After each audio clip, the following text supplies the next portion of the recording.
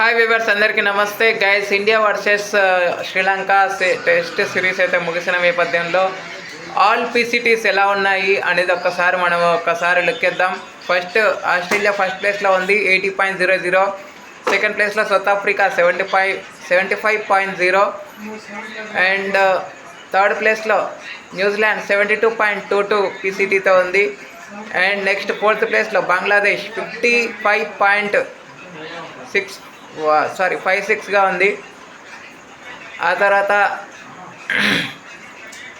Fifth ప్లేస్లో వచ్చేసి India 53.33 దగ్గర నుంచి 51.52 పీసీటీ కొంచెం కిందికి దిగజారిందని చెప్పుకోవచ్చు.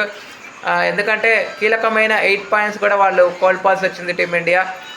And next Sri Lanka same rating పాయింట్స్తో ఉంది. అలా పీసీటీ అయితే ఏమాత్రం తగ్గలేదు, పెరగలేదు, ఎక్కడున్నది అక్కడే ఉంది, 33.33.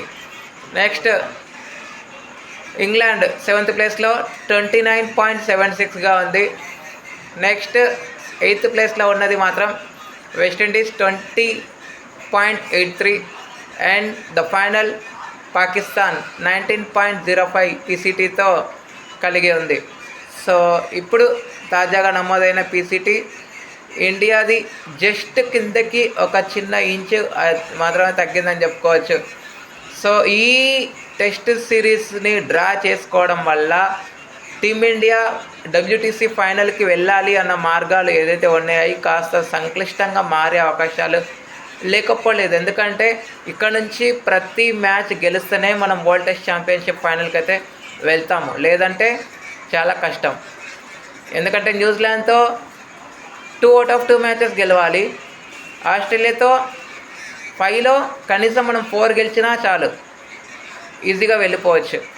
మరి చూడాలి, ఎందుకంటే హోమ్లోనే ఉంది కాబట్టి ఆస్ట్రేలియా బీజీటీ సిరీస్ అనేది మన దగ్గర ఉంది కాబట్టి మన వాళ్ళు కొంచెము ర్యాంక్ టర్నర్స్ని కొంచెం పక్కన పెట్టి మామూలుగా సాంప్రదాయపు క్రికెట్కి ప్రాధాన్యతను ఇస్తూ మంచి పిక్చర్స్ ఇవ్వాలైతే మనస్ఫూర్తిగా కోరుకుందాం.